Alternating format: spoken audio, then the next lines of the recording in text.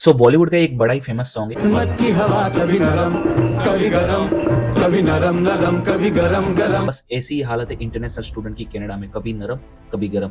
और ऐसी गरम हालत को और गरम बनाने के लिए 18 सितंबर 2024 को federal immigration minister Mark Miller and employment minister Randy Boissonnault कुछ और बैड अपडेट्स लेके आते हैं। So today I am announcing 6 additional measures. और वो सभी अपडेट्स का इशारा बस एक ही प्रॉब्लम की तरफ कर रहा है, और वो है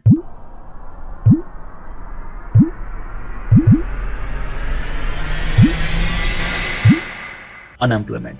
सो अनएम्प्लॉयमेंट की बात करने से पहले सबसे पहले एक क्वेश्चन है मेरा कि कनाडा में क्या सच में इतना अनएम्प्लॉयमेंट बढ़ चुका है? Yes. एक आर्टिकल है सीबीसी न्यूज का, उसमें खालसा एड के किसी वॉलंटियर ने बताया था कि ब्रम्पटन में से कुछ इंटरनेशनल स्टूडेंट के कॉल आते थे उनको कि जिसके पास ना फूड है, ना पहनने के लिए कपड़े, ना रहने के लिए छत है। तो वैसे कॉल उनको एक वीक के अंदर 5 कॉल आते थे। ये लास्ट ईयर की बात है, और आज की डेट में उनको एक दिन में 5 कॉल आ रहा है, वो भी सिर्फ ब्रम्पटन में से।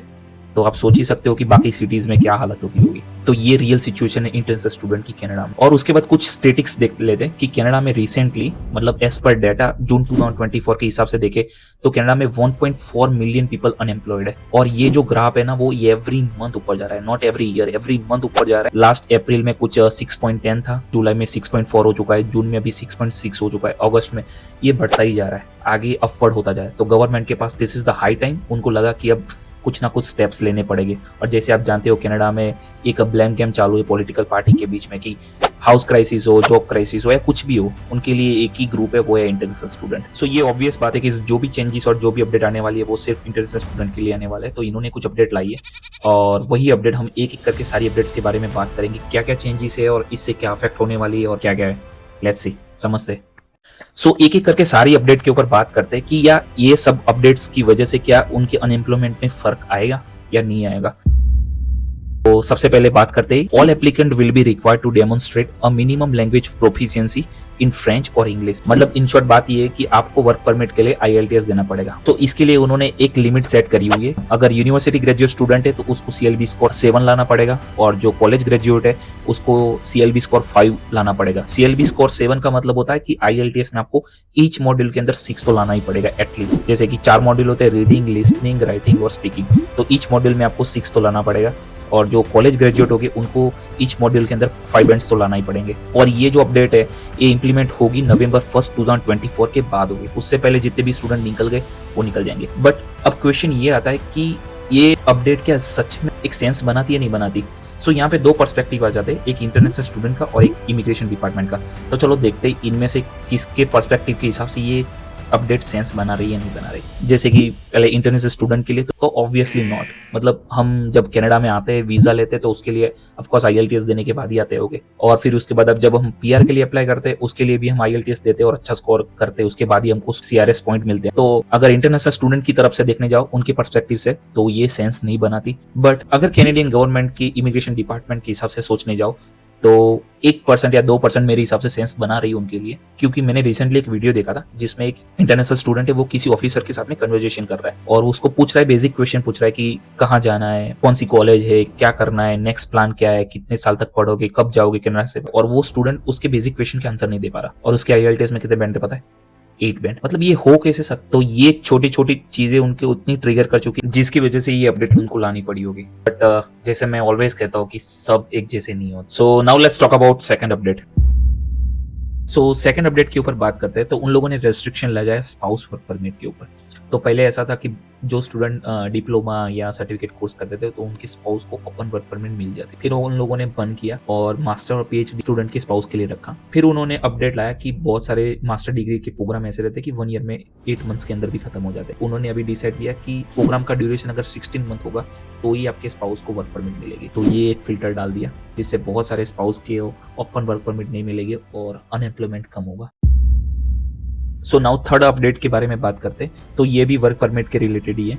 सो graduate from programmes at public colleges will remain eligible for post graduate work permit for up to 3 years if they graduate from field of study linked to occupations in long term shortage। so in short बात वही है कि अगर आप किसी भी programme में study कर रहे हो जिसके रिलेटेड जॉब कैनेडियन मार्केट में उसकी शॉर्टेज है, तो आपको 3 years की वर्क परमिट मिलेगी, जैसे कि कंस्ट्रक्शन एंड हेल्थ केयर। क्योंकि कैनेडियन गवर्नमेंट का कुछ टारगेट है कि 2031 से पहले 3.87 मिलियन न्यू होम्स बनाने का।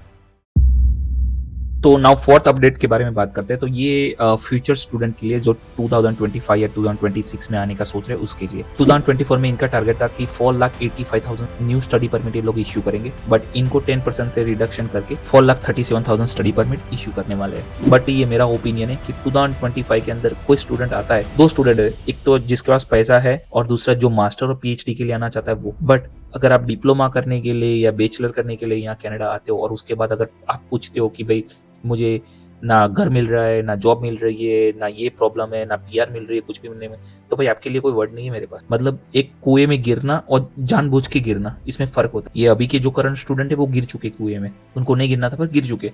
बट जो आप आने वाले हो और आप जानबूझ के आपको पता है कि मुझे गिरना ही उसके अंदर, फिर तो आपके लिए कोई वर्ड, कोई शब्द ही नहीं है किसी के। आप देख सकते हो कि अभी हाउस क्राइसिस चल रहा है, जॉब क्राइसिस हो रहा है, रेस भी बढ़ रहा है। It's not a good time for you. तो तुम्हारी मर्जी फिर। सो नाउ फिफ्थ अपडेट के बारे में बात करते हैं। तो ये अटेस्टेशन लेटर के बारे में है। तो पहले ऐसा हुआ करता था, जो मास्टर और पीएचडी स्टूडेंट थे उनको अटेस्टेशन लेटर सबमिट करना नहीं रहता था, बट आज की डेट में उनको भी करना पड़ता। तो यही है भाई कि वो लोग चाय के टेबल पे बैठते हैं, चाय पीते और डिसाइड करते हो कि भाई ये डालना है। तो कभी भी रूल चेंज हो सकते हैं। जो मास्टर कर रहे हैं या पीएचडी कर रहे हैं उनको भी अब अटेस्टेशन लेटर सबमिट करना पड़ेगा।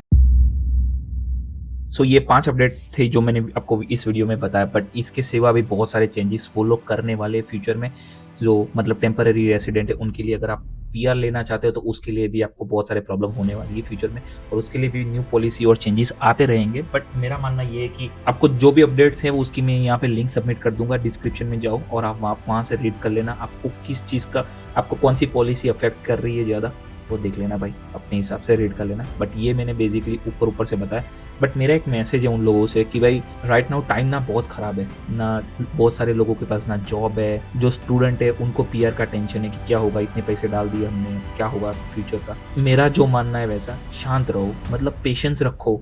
आप पेशेंस रखो, कुछ ना कुछ जरूर हो जाएगा। हाथ पे हाथ धर के बैठे रहने से तो कुछ नहीं होगा। बट हाँ, फ्रेंच सीखना स्टार्ट कर देना, जैसे मैंने प्रीवियस वीडियो में बताया था, फ्रेंच सीखना स्टार्ट कर दो। फिर एवरी टाइम अपडेटेड रहो कि कौन सा न्यू पॉलिसी अपडेट हुई इनकी, या क्या इन लोगों ने बोला, क्योंकि ये लोग कभी ना डिसाइड करते और कभी भी आके बोल देते कि भाई ये नहीं है, कल से ये वो नहीं होगा, इसको ये नहीं मिलेगा, उसको नहीं मिलेगा। तो ये कभी भी चेंज हो सकता है। और एक टाइम ऐसा है कि 2025 के एंड तक आई होप सब सही हो जाए। अगर होना होगा तो 2025 के एंड तक सही हो जाएगा। अगर नहीं हुआ तो जब तक स्टडी परमिट या वर्क परमिट आपके पास है, वर्क परमिट मिले तो ठीक, मिल ही जाएगी वर्क परमिट। अगर वर्क परमिट जब तक मिले तब तक पीआर के लिए ट्राई करो, नहीं मिलता तो फिर अपन अपनी कंट्री में जा ही सकते हैं। It's not a big deal.